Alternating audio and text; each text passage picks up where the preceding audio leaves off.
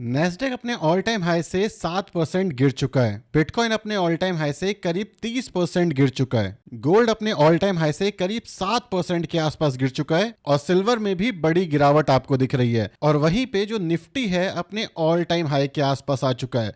So market में exactly चल क्या रहा है, मार्केट में सारे स्टॉक्स गिर क्यों रहे हैं, सारे इंडाइसेस गिर क्यों रहे हैं, इवन सारे एसेट क्लास गिर क्यों रहे हैं और इंडियन स्टॉक मार्केट लगातार ऊपर क्यों जा रहा है। और क्या ये जो यूएस के अंदर गोल्ड के अंदर बिटकॉइन के अंदर क्रैश आ रहा है, क्या सेम तरीके का क्रैश हमें इंडियन स्टॉक मार्केट में देखने को मिल सकता है या फिर नहीं। और इसी के साथ साथ किस तरीके से इन्वेस्ट नहीं करना है ये भी डिस्कस करेंगे इस वीडियो के अंदर। तो बिना टाइम वेस्ट करें सबसे पहले जानते हैं कि जो नैस्डैक है इसमें गिरावट क्यों आ रही है, बिटकॉइन में गिरावट क्यों आ रही है, इसके साथ इंडियन स्टॉक मार्केट अप क्यों जा रहा है और क्या लगता है क्या यहां पर भी गिरावट आएगी या नहीं, इस पर डिस्कस करेंगे। सबसे पहले बात करते हैं कि जो नैस्डैक है मतलब यूएस का इंडेक्स, इसके अंदर ऑल ऑफ द सडन क्या हुआ जो इतनी बड़ी गिरावट आ गई। यूएस के अंदर जो सबसे बड़ी गिरावट आई है उसके पीछे एक मेन रीजन है एआई और इसकी दूसरी रीजन है मतलब प्रॉफिट बुकिंग। अगर आप देखोगे रिसेंटली क्या होता है, जो एआई है उसको लेकर के काफ़ी सारे लोग पॉजिटिव थे। अब जो वो पॉजिटिविटी थी वो नैस्डैक को लेकर के चली गई करीब करीब 44% के ऊपर। अब आप ये समझो ये यूएस की मार्केट है जो लगातार इतना ज़्यादा गेन नहीं देती, वहीं पे अप्रैल 2025 से अक्टूबर 2025 के बीच में 44% के गेन्स दे दिए हैं। और ये 44% कोई छोटा मोटा नंबर नहीं है, क्योंकि जो यूएस की ग्रोथ है वो सिर्फ 10% के आसपास होती है और अगर उनकी इकोनॉमी की बात करें तो सिर्फ 2% की ग्रोथ होती है। सो ये कुछ एक्स्ट्रा ऑर्डिनरी रिटर्न्स थे और इसके पीछे सिर्फ एआई का रीजन था। जैसे जैसे अब एआई का बबल लोगों को दिख रहा है वो बबल इस समय पे फटने की कगार पे आ रहा है। अभी जो एआई वाली कंपनीज हैं इसमें से जितने भी एफआईआई होते हैं, एफआईआई का मतलब सिर्फ अमेरिका नहीं है, एफआईआई का मतलब दुनिया में जो बड़े इन्वेस्टर्स हैं, म्यूचुअल फंड वाले हैं या फिर ईटीएफ वाले हैं, वो जो भी पैसा दुनिया के अलग अलग हिस्सों में लगाते हैं वो अपना पैसा अब नैस्डैक से निकाल रहे हैं। और स्पेशली मैग 7 कंपनियां जो कि टेस्ला, एनवीडिया, मेटा जैसी हैं, इनमें से निकाल रहे हैं, जिस वजह से एक भारी ब्लड बात आपको यहां पे देखने को मिल रहा है। क्योंकि अगर 7% का करेक्शन इतने शॉर्ट पीरियड ऑफ टाइम पे हो जाए, लेस देन 30 डेज के अंदर, तो हम इसे ब्लड बात कह सकते हैं। हम ये यूएस मार्केट की बात कर रहे हैं और चीजें अगर यहां भी सेटल हो जाती तो भी कोई दिक्कत नहीं था, क्योंकि जो बिटकॉइन है उसके अंदर तो हाल और भी ज़्यादा बुरे दिख रहे हैं। अगर हम बिटकॉइन की बात करें तो ये ऑल टाइम हाई से नीचे की साइड गिरना शुरू हुआ और करीब 32% के आसपास गया था और छोटी सी रिकवरी आई। अब काफ़ी बार हमने ये डिस्कस किया है कि जो यूएस है और डोनाल्ड ट्रंप है वो बिटकॉइन के अंदर काफ़ी ज़्यादा बुलिश है और रीसेट बटन जो एक काफ़ी पॉपुलर कॉन्सेप्ट है जहां पे $38 ट्रिलियन का इनके पास डेट है, वो डेट सेटल आउट करने की कोशिश कर रहे हैं बिटकॉइन के अगेंस्ट, या आप क्रिप्टो करेंसी की बात कर सकते हो। अब यहां पर इतना बड़ा क्रैश क्यों आया, क्योंकि अगर ऐसे क्रैश होता रहा तो हम कैसे ही डॉलर पे विश्वास कर पाएंगे, राइट? बिल्कुल। लेकिन यहाँ पे क्या हुआ, यहाँ पे इकोनॉमी के लेवल पे एक मेजर दिक्कत आई। जब जब एक एसेट क्लास काफ़ी ज़्यादा ऊपर चला जाता है तो लोग समझते हैं कि यहाँ पे ना गिरावट आ सकती है, तो कुछ लोगों ने यहाँ पे शॉर्ट किया। जब इनका शॉर्ट ट्रिगर हुआ और यहाँ पे जो गिरावट आई इसके नीचे एक और शॉर्ट होगा, इसके नीचे एक और, इसके नीचे एक और, इसके नीचे एक और, इसके नीचे एक और, इसको हम स्टॉप लॉस कह सकते हैं। और जैसे जैसे स्टॉप लॉस हिट होते चले गए ये जो गिरावट है ये यहाँ पे देखने को मिल गई। इसी के साथ साथ बिटकॉइन के अंदर 300 डे मूविंग एवरेज करके एक कॉन्सेप्ट है जिसके अंदर बोला जाता है कि एक साल जो बिटकॉइन है ये सिर्फ ऊपर जाता है और एक साल जो बिटकॉइन है वो नीचे आता है और बिटकॉइन के अंदर जो करेक्शन है वो 75% के आसपास है। तो यहाँ पे एक क्वेश्चन है, पहला, क्या बिटकॉइन रियल है? तो 10 साल हो चुके हैं बिटकॉइन को मार्केट में आए हुए और 10 साल के अंदर बिटकॉइन एग्जिस्ट करता है, तो कुछ ना कुछ तो इसके पीछे बैकिंग है फॉर श्योर। दूसरी चीज, अगर हम बिटकॉइन को माने कि भाई डोनाल्ड ट्रंप कह रहे हैं कि हम क्रिप्टो के अंदर मूव कर जाएंगे, अपनी करेंसी को बैक करेंगे क्रिप्टो से, तो यहाँ पे स्टेबल कॉइन्स आएंगे। अब स्टेबल कॉइन क्या होते हैं, वो इतने ज़्यादा वॉलेटाइल नहीं होंगे। वो जो कॉइन होगा वो रियल एसेट को बैक करेगा जैसे कि गोल्ड करता है और वो बैक कर सकता है क्रिप्टो को। और आने वाले टाइम पे इस पे इतना रेगुलेशन आ जाएगा कि जो बिटकॉइन है ये इतने ज़्यादा वॉलेटाइल नहीं होंगे ये एक्सपर्ट का कहना है। तो अगर हम देखें तो बिटकॉइन के अंदर प्रॉफिट बुकिंग और जो शॉर्ट सेलिंग है वो देखने को मिल रही है, जिस वजह से यहाँ पे जो गिरावट है वो आ चुकी है। और माना जा रहा है कि जो क्रिप्टो है, जो कि आज की डेट के अंदर आपको $68,000 के आसपास मिलेगा एक, वो जाता हुआ दिखेगा 72,000 के आसपास। अगर हम 70% क्रैश की बात करें तो ये 53,000 के आसपास जाता हुआ दिख सकता है। सो बिटकॉइन एक ऐसी इन्वेस्टमेंट है जो कि आपको करोड़पति बना सकती है या फिर आपको रोड पे ला सकती है। तो यहाँ पे मैं इन्वेस्टमेंट की बात बिल्कुल नहीं करूंगा। लेकिन अगर मैं गोल्ड भी देखूं तो गोल्ड के अंदर भी ये ऑल ऑफ सडन गिरावट क्यों आ गई? गोल्ड के अंदर सबसे पहला रीजन था कि ये फोमो के अंदर इसको बाय किया गया था। दूसरी चीज, इसकी सप्लाई और डिमांड में मिसमैच हो गया था, जिस वजह से गोल्ड गिरना शुरू हुआ। अब यहां पे ये जो बायर्स हैं, ये ज्यादातर जो बायर्स है ये इक्विटी बायर्स है, मतलब गोल्ड को हम खरीद लेते हैं, लॉन्ग कर लेते हैं और फिर इसके अगेंस्ट हेज करते हैं। तो जब बाजार में बहुत ज्यादा लिक्विडिटी होती है ऑन पेपर, लेकिन उसकी डिलीवरी नहीं ली होती है, तो यहाँ पे ये वॉल्यूम्स जनरेट करना इजी होता है। लेकिन स्लो एंड स्टेडी ये जो वॉल्यूम है ये आपको बर्बाद कर देती है। क्योंकि यहाँ पे ये जो करेक्शन आया था ये इसलिए आया था, 28 अक्टूबर को एक्सपायरी थी गोल्ड की। जितने लोगों ने गोल्ड ऑन पेपर लिया था और डिलीवरी नहीं ली थी, उन्होंने प्राइस को मैनिपुलेट किया, ऊपर गया, और उसके बाद जब एक्सपायरी आई उससे कुछ टाइम पहले बेचा, जिस वजह से ये एक मेजर गिरावट देखने को मिली। आज भी गोल्ड चाइना खरीद रहा है, इंडिया खरीद रहा है, यूएस खरीद रहा है, दुनिया के अलग अलग करेंसी खरीद रहे, दुनिया के अलग अलग नेशंस खरीद रहे हैं।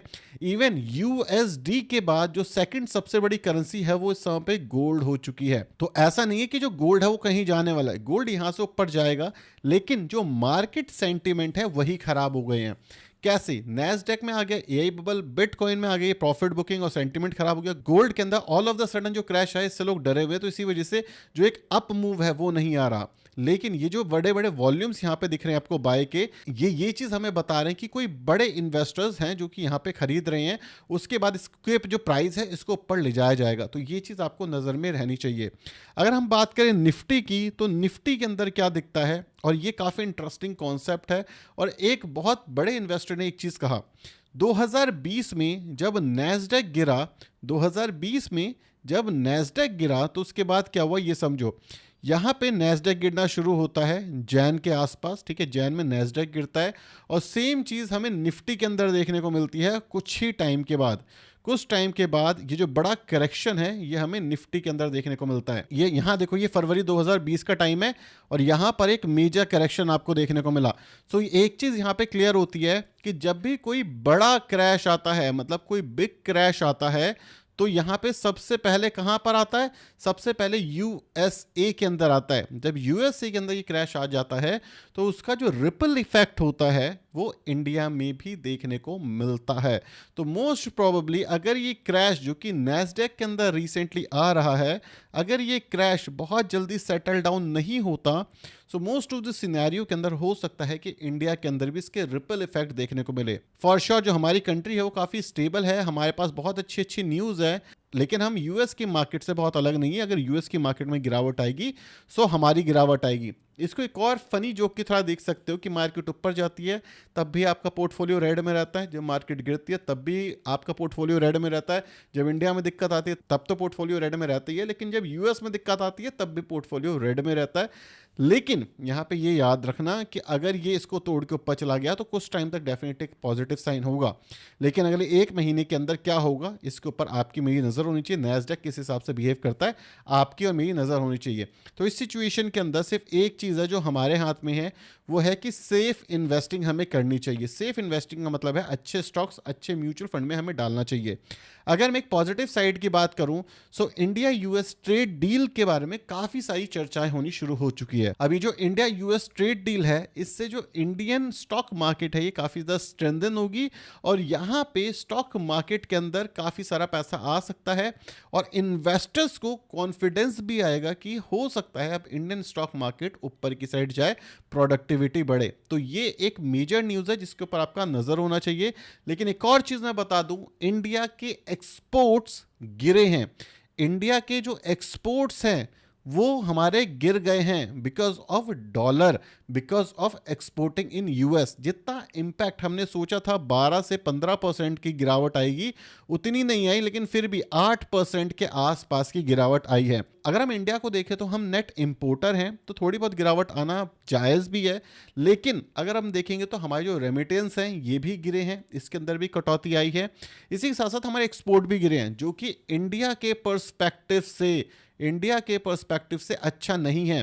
हम सोयाबीन भी खरीदने वाले हैं यूएसए से, हमने एलपीजी की डील भी दे दी है, तो हम एक बड़े ट्रैप में फंस सकते हैं अगर हमें एक डील नहीं मिली और हम झुक रहे हैं इस समय पे। ये मानो या ना मानो, हमारा एक negative perspective, negative side US को दिखता है कि हम इतने स्ट्रांग नहीं हैं, और इसी वजह से हमें ऐसी हार्ड डील इस समय पे क्रैक करनी पड़ रही है। 50% का टैरिफ, जो कि इस समय पे शायद एक या दो कंट्री पे लगा होगा, वही टैरिफ अब इंडिया को देना पड़ रहा है एज अ फ्रेंड नेशन, जो कि यूएस हमेशा से कहता आ रहा है। तो कितना सही है कितना गलत है आप ये बहुत अच्छे से जानते, मुझे नहीं लगता कि मुझे कुछ बताना पड़ेगा। अब कौन से स्टॉक्स के अंदर बिल्कुल पैसा नहीं डालना है ये याद रखना। सबसे पहला स्टॉक आता है फिजिक्स वाला। फिजिक्स वाला बहुत अच्छा ब्रांड नेम, अलग पांडे सर, काफ़ी बढ़िया इंसान, काफ़ी मोटिवेशंस देते हुए इंसान हमें दिखे। एक यूट्यूब से शुरू करा, अपना बिजनेस खोला, अलग अलग फ्रेंचाइजी खोली, बहुत कुछ करा, लेकिन all of the sudden 8,600 crore wiped out हो जाते हैं। 8,600 करोड़ मतलब आज की डेट के अंदर 15% टैंक हो चुका है इनका स्टॉक, और ये है फिजिक्स वाला। आप कभी भी किसी भी इंसान को कितना भी एडमायर करो, किसी भी बिजनेस को कितना भी एडमायर करो, सबसे बड़ी गलती होती है कि उसके बिजनेस को उस एक पर्टिकुलर इंसान से लिंक करके सोचना। फिजिक्स वाले के अंदर अलग अलग इन्वेस्टर्स हैं और उन्हें एग्जिट देना है, जिस वजह से यहाँ पे ये जो आईपीओ होता है ये लाया जाता है। कई बार एफआईआई, डीआईआई और बड़े एंजल इन्वेस्टर को तो एग्जिट देते ही हैं, लेकिन प्रोमोटर खुद भी एग्जिट लेने की कोशिश करते हैं। जैसे कि जोमैटो के अंदर जो उनके मालिक हैं, जो उनका फेस है, उनके पास सिर्फ 4% के स्टेक बचे हैं, लेकिन वो स्टॉक अच्छा कर रहा है तो इसलिए उस पर किसी का ध्यान नहीं है, लेकिन ये रियलिटी है। मामा अर्थ के अंदर भी अलग गजल, जो मैं अगर नाम सही ले पा रहा हूं, उनका जो इन्वेस्टमेंट है वो काफी कम है। अगर आप सुनोगे तो यहाँ पे बड़े बड़े शार्क के आईपीओ आ रहे हैं, चाहे लेंसकार्ट का हो, अभी तक नहीं गिरा बट बहुत जल्दी गिरता हुआ दिखेगा, चाहे वो बोट के मालिक का हो, उन्होंने रिजाइन दे दिया, एक पॉजिटिव साइन क्रिएट करने की कोशिश की जा रही है। एज अ इन्वेस्टर हमें इमोशन नहीं दिखाना है, एज अ इन्वेस्टर हमें उनके ब्रांड वैल्यू पे नहीं जाना है, एज अ इन्वेस्टर हमें सिर्फ और सिर्फ बिजनेस पर फोकस करना है और वहीं पे इन्वेस्ट करना है। इनका फेस जरूर अलग पांडे सर हैं, लेकिन आपको क्या लगता है कि क्या ये पूरा पैसा अलग पांडे सर के जेब में गया होगा? नहीं, इसके पीछे बहुत बड़े बैंकर्स बैठे होते हैं जो ये सारा प्लान करते हैं, रिटेल इन्वेस्टर को फंसाते हैं। सो प्लीज किसी भी ब्रांड वैल्यू को देख करके मत जाओ। लोगों ने, बच्चों ने काफी पैसा लगाया और सारा पैसा वाइप्ड आउट हो गया। इन्होंने एक बहुत अच्छा सेंटिमेंट क्रिएट किया, और end of the day as a investor हमें पैसे से मतलब है, हमें किसी की पर्सनल लाइफ से एज ऑफ नाउ मतलब नहीं है। और सेम चीज़ यहाँ पे ग्रो ने करी। ग्रो वैसे भी काफ़ी कंट्रोवर्सी में रहता है, लेकिन इस बार ग्रो ने 18% का डिक्लाइन दिखा दिया 2 दिन में। बैक टू बैक शॉर्ट करने वाले फंसे, जिस वजह से दबा करके पैसा यहाँ पर गिरता हुआ दिखा, और $millions ऑफ डॉलर्स ग्रो से वाइप्ड आउट होते हुए दिखे। तो आप किसी भी ब्रांड को देखोगे, चाहे वो ममा अर्थ का हो, जिसका आई थिंक हुसैन नाम से कुछ है, अगर आप नायका देखोगे, अगर आप जोमैटो देखोगे, अगर आप पेटीएम देखोगे, जोमैटो एक्सेप्शनल है क्योंकि वहाँ पे उसका बिजनेस बना। तो अगर आप सिर्फ ब्रांड्स को देख करके इन्वेस्ट कर रहे हो तो भाई 99.99% ऑफ द केसेस में आप लॉस करोगे। मैंने एक रिसेंटली कहानी सुनी थी, बॉस करके एक बंदा था, आईपीओ लेके आया था, कुछ भी नहीं था उसके पास, कुछ भी खास नहीं था। वो 8 करोड़ रेस करने आया था मार्केट से, 1100 करोड़ रेस कर लिया था क्योंकि वहाँ पे ओवर सब्सक्राइब हो गया था उसका आईपीओ। तो आज की डेट में लोगों का कुछ नहीं पता, भेड़ चाल में चल रहे हैं, जहाँ मन कर रहा है वहाँ पैसे डाल रहे हैं, सोच रहे हैं आईपीओ गेन्स मिलेंगे, और पैसा घुस जा रहा है, पैसा नहीं बन रहा है। तो as a retail investor smart investor बनो। ये वो मार्केट नहीं है जहाँ पे पैसा डालोगे कहीं भी पैसा बनेगा। अच्छे आईपीओ जो रेवेन्यू कर रहे हैं वो नहीं चल रहे। ये स्टॉक्स जो कि ग्रो हो गया, फिजिक्स वाला हो गया, इवन लेंसकार्ट हो गया, जो कि कुछ टाइम पहले प्रॉफिटेबल हुए हैं, ये नहीं चलेंगे। ब्रांड अलग है, पर्सन अलग है। आपको वो पर्सन अच्छा लग सकता है, लेकिन आप अपना पैसा प्लीज उसके ब्रांड वैल्यू पे मत डालना, अदरवाइज आप लॉस करोगे और दुनिया में आपको कोई नहीं बचा पाएगा, इवन वो खुद पर्सन आपको नहीं बचा पाएगा। तो इन्वेस्ट सिर्फ वही करो जो समझ आता है, जो अच्छा है। रैंडमली कहीं पे इन्वेस्ट मत करो। इंडियन स्टॉक मार्केट काफ़ी बढ़िया मार्केट है, काफ़ी बढ़िया पैसा बनाया लोगों के लिए, लेकिन बाद में जब ऐसे आईपीओ आते हैं तो बड़ा दुख होता है। सेबी इनके ऊपर कुछ कर रही है नहीं कर रही मुझे नहीं पता, लेकिन it is what it is. तो भाई सेफ रहो, सतर्क रहो और सिर्फ अच्छी जगह पैसा डालो। यही था इस वीडियो के अंदर। वीडियो पसंद है वीडियो को लाइक और चैनल को सब्सक्राइब करना। Thank you so much for watching this video. Tata bye bye, signing of.